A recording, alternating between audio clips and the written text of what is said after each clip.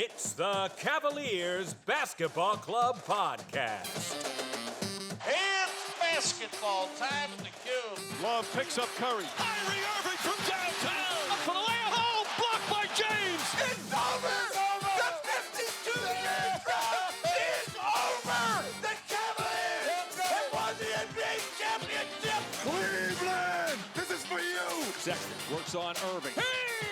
He knocks it down. Heat check time. Allen to Garland, 1 second left from midcourt.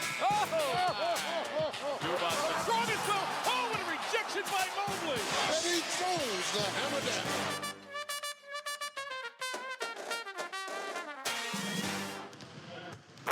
The shoot-around.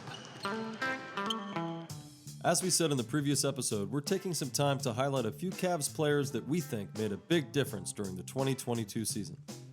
So for this pod, we thought we would discuss Lauri Markkanen, the offseason addition that helped create the Big Three lineup. Were you surprised by Lauri Markkanen this past season, considering his acquisition was viewed as a negative by the larger NBA community? One of the biggest surprises about him, I thought, was that he was moved into the starting lineup at the beginning of the season. Mainly because all the info I'd heard about him, the intelligence I had heard from other podcasts like on the Ringer pod and Zach Lowe's podcast, a lot of people thought trading for Markkanen was a bad idea. He was considered a player that basically couldn't play anymore. And some folks even thought that he should move to Europe because he wasn't considered a good NBA player. So I was a little confused as to why we would trade away Larry Nance to get Markkanen. I know that Nance ultimately, it came out that he requested a trade and even wrote to the fan base about that request. But I was still kind of flummoxed by the idea of going after a guy that was viewed pretty negatively throughout the NBA media landscape.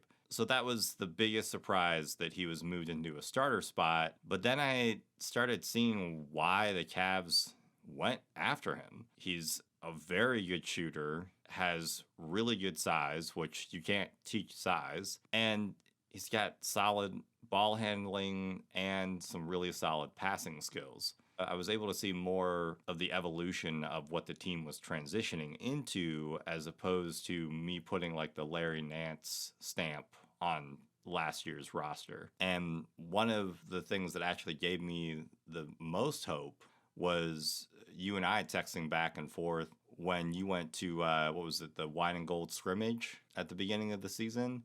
Do you want to talk a little bit about that?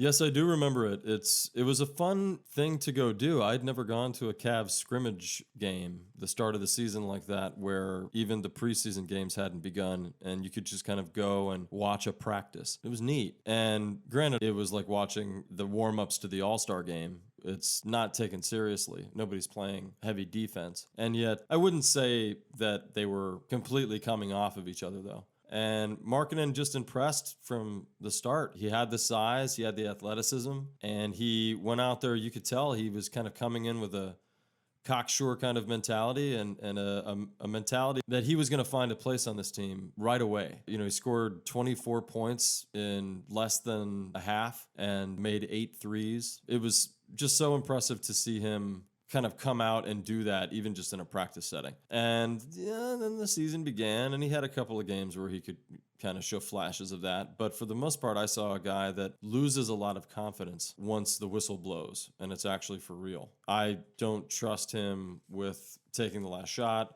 I think he falls in love with his outside shot and doesn't trust his ball handling skills and doesn't go inside enough. And I think a lot of the points that you made, him being a great shooter, great size, I immediately considered him for the small forward position when we picked him up. And I was very excited that that's exactly what the Cavs wanted to do with him. So I wasn't surprised he started in the sense that I wanted him to, but I was surprised in the sense that they were thinking the way that I was thinking, because I saw an opportunity for them to go extra big on the other end, where you know that they kind of learned a lesson the previous season with Sexton and Garland being so small in the backcourt. They needed to find something to help fix that situation. Markkanen is a really impressive basketball player. And I think that the idea that people thought that he wasn't NBA ready or that he should go back and play in Europe for a while, I hadn't heard that, but honestly, I hadn't really paid much attention to the man. I knew that he was a prospect in Chicago that looked intriguing, but it also seemed like they were not believing in him long term enough for him to kind of mature into the player that they were looking for him to be. The Cavs, when they picked him up, I thought, okay, well, clearly they see what I see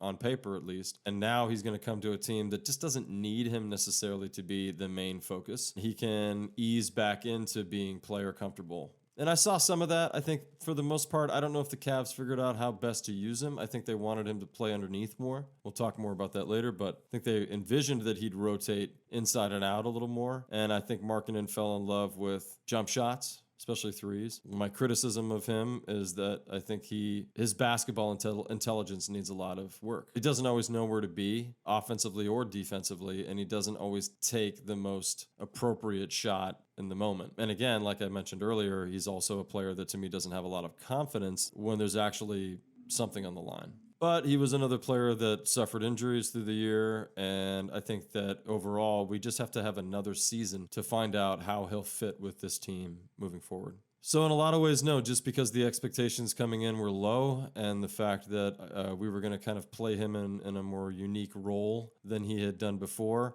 my expectations were pretty even for him, and I think in a lot of ways he exceeded mine, and in that way he probably massively exceeded the NBA's expectations. What are some things that Lauri Markkanen could do to improve his role going into next season? So far, Lauri has played one season with us, 61 games total, his most since his freshman year. He averaged almost 31 minutes a night, second highest ever. He made 5.1 shots per 11.5 taken, and he averaged 45% for the season. Shot 36% from three, averaging around 2 made per 6 taken. Free throws were at 87%, total rebounds at 5.7. And he averaged 14.8 points per game, down about a point overall. 1 year with the Cavs isn't going to tell you what he can be long term. And with that encapsulation, looking at his previous 4 years in the league, very similar numbers. Granted, he's had a couple of seasons where there's one stat line that's blown up. Last year, he shot 48%, and that's kind of an abnormality. A lot of the time, he hovers around 44. Same thing with his threes. He was at 40% last year, but he usually hovers around 35, 36. And then you've got rebounds. Rebounds are massively down, and they've been basically going down every year since he came into the league. Yeah, he came in with 7.5, and then the next season was at 9, and then 6.3, 5.3, 5.7. A lot of that is the role that you're asked to play. And he has been moved around a lot, even though the power forward position is what's listed here. We all know he played the small forward position for us for most of the season. Even with the Bulls, they were kind of experimenting how they wanted to use him within the offense. I don't see a player that necessarily hustles on the defensive side enough to get the defensive rebounds that you would need to get that total up. But offensively, because of the amount of shooting that he takes, he's hardly ever under the basket to get an offensive rebound. So that's one of the reasons why that's so low. If he's going to see that number pick up in the future, he's got to figure out a way to rotate in and out of the paint more, which we talked about in the last question. Finding a way to fulfill more than just another Kevin Love type player on our team that takes a lot of outside jump shots, three-point shots.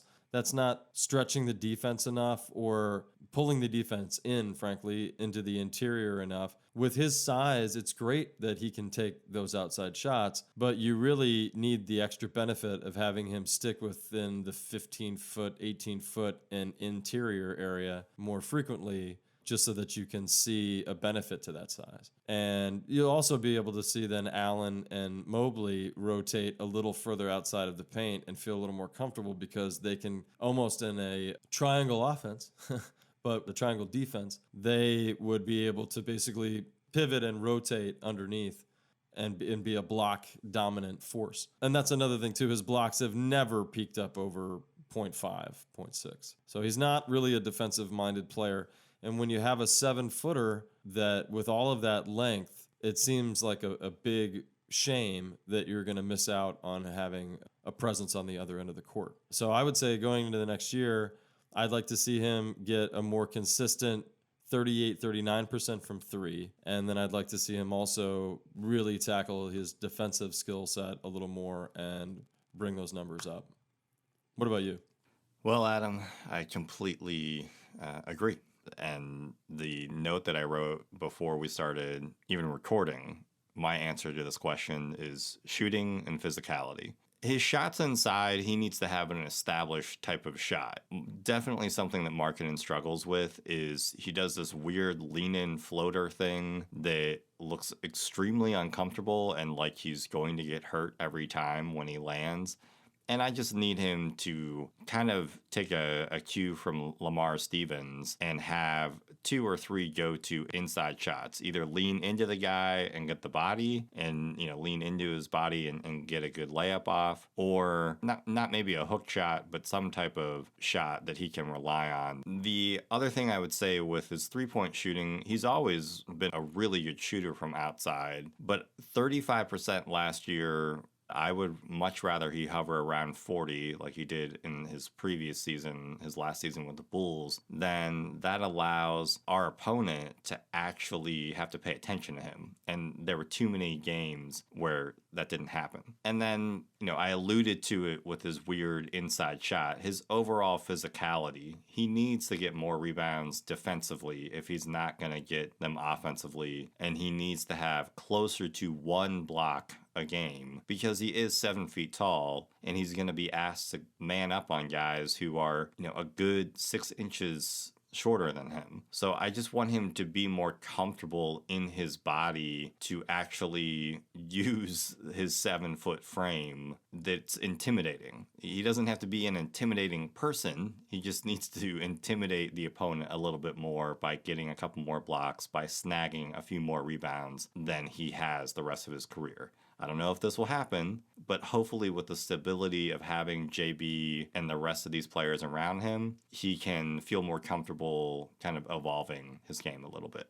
Just something I hadn't considered in the past. A lot of the time, these guys, yes, the give or take an inch, whether or not they're truly 7 feet tall or whatever. But the wingspan of these players is such a big deal in the NBA because even if they're tall, some of these guys have 6-7 inches on their wingspan, and it allows just a greater distance between the defender's hand and their hand. And Lauri's wingspan is 6'11". He may be the first 7-footer I've looked at in a while, or any player really in the NBA in a while, that has a shorter wingspan than their height. It's not by much.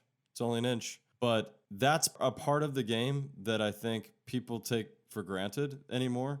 It isn't just how tall you are. It's how long you are, how wide you can get, and even how much taller you can get when you extend to the top, which is one of the reasons why Lauri underneath, he doesn't have the ability to kind of turn and feel as confident when he pivots to the basket for a hook shot or somebody's in his face like an Allen. Allen's wingspan is 7'6". I'll give him that. I played a little bit of basketball when I was younger, and you learn very quickly that sometimes you're just genetically outmatched. You're not going to be able to outperform against this person in front of you because they're just freaks of nature and their bodies are designed more perfectly for the game that you're playing. I think that Lauri, in some ways, in the same way that Kevin doesn't really have a longer wingspan, that changes kind of how you're going to have to dink and dunk and position yourself under the basket and play there to be successful, because you're not going to be able to just turn, pivot, and get over top of people simply because of your height. That just has to be part of the thought process when you're designing plays for how to get the most out of him. You can't necessarily draft up the same plays you would for Mobley or Allen and then say, oh, well, Lauri is going to be just as successful doing those things. But I think he needs to stop living at the three-point line.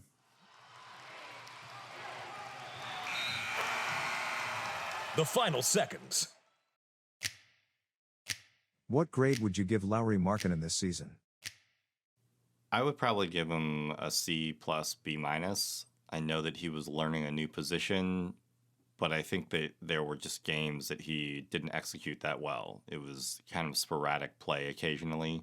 You just mentioned that he was taking up to 10 threes certain games, which we know that he would overshoot from the three at times, and he would rely too much on his shooting as opposed to getting into the ebb and flow of the game on offense and just being a better defensive presence. I don't think I ever expected him to be a defensive stopper, but I expected him to hold up a little bit better. There were some games he did that, other games he didn't. I really give him a C plus B minus because he wasn't a very consistent player. There were games where you and I would say, oh, he won us the game. There were maybe a handful of those games, but there were others where we weren't sure where he went. So yeah, a C plus B minus. You? I'm going to give him a B with the intention of grading him on a much harder scale in this coming season. I'm going to give him a B because last season, that's when the Bulls kind of said, okay, you're done. We don't believe in you. You're not going to be the guy.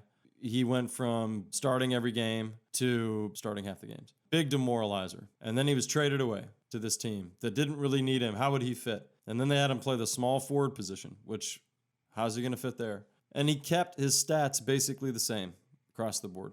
If anything, they all went up a little bit. So I'll give him a B for simply going through all that adversity and coming out the other side, still remaining the same player he was. And I don't know if people want to value that or not, but I see a 15-5 guy a night, and that's not awful. And I see a consistent 5 seasons in a row, 15-5 guy a night. The Cavs can make something of that, and they signed him to a 4-year deal of under $90 million. He's priced at the right cost. And, he's giving us kind of what was advertised. So a B for now.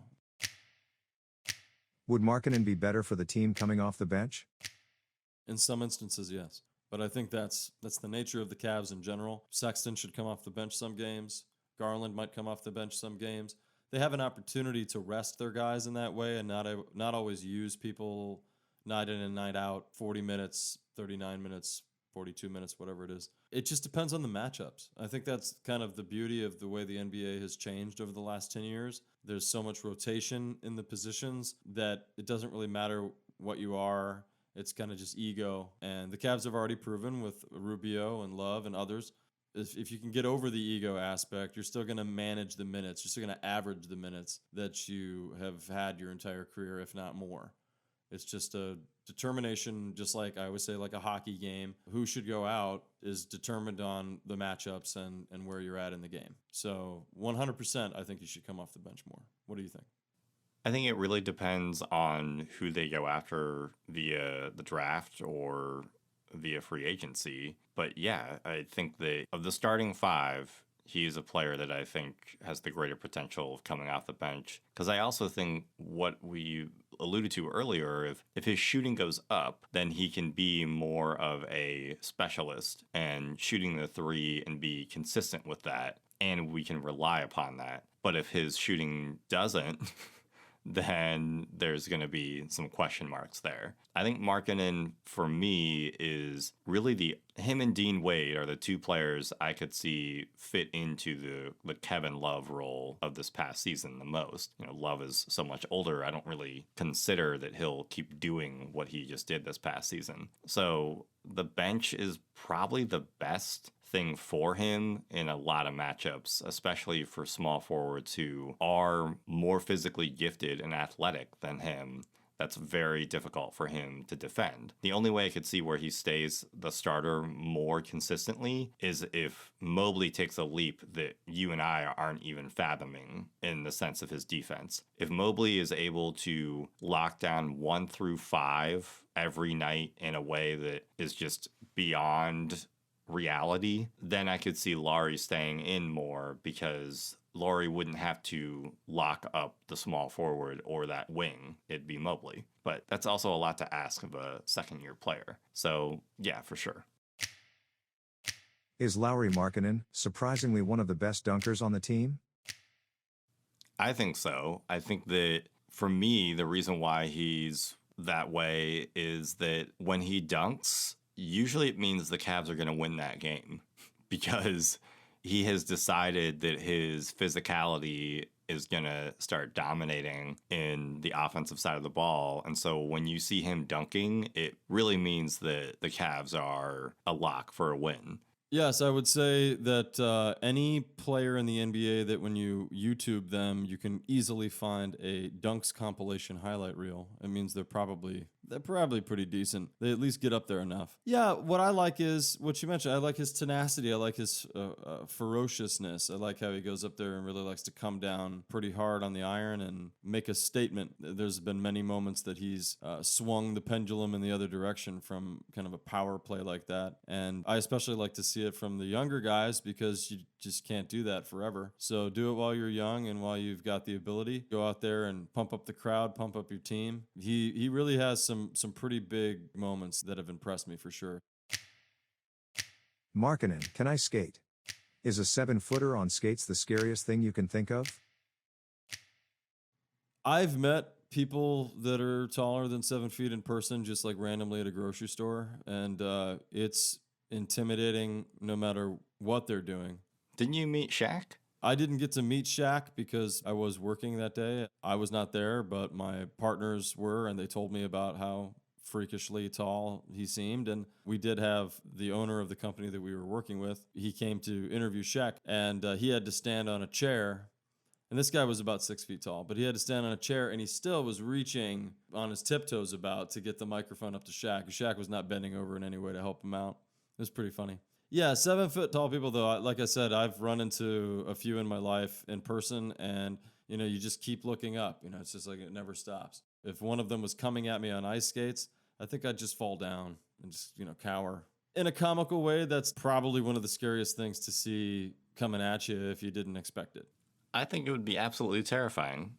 The average NHL player is about 6'1", and so with skates on, they're about 6'5".